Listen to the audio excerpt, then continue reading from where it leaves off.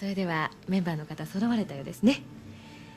ムソルグスキー作曲、ラベル編曲による組曲展覧会の絵です。指揮はヘルベルト・フォン・カラヤンさん、演奏はベルリンフィルハーモニー管弦楽団です。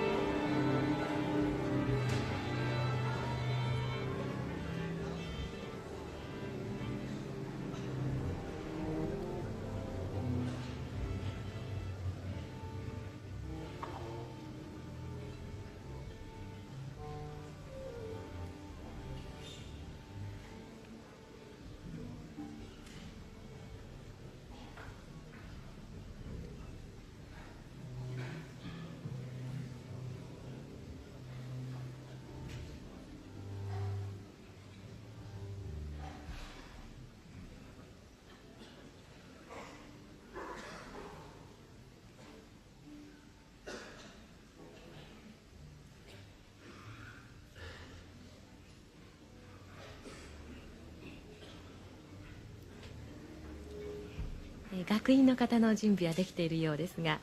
カラヤンさんはまだステージの方においでになっておりません。少しの間お待ちいただきましょう。こうして静かにマエストロの登場を待っているっていう時間もまたいいものでございますね。そうですね、学院の方たちもね、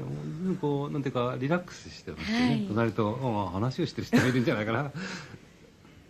あ本当にひとたび音を鳴らし始めるとね、非常にあれですね、一生懸命やりますね。そして先日お話伺ったんですが、体がこう皆さん揺れてらっしゃると、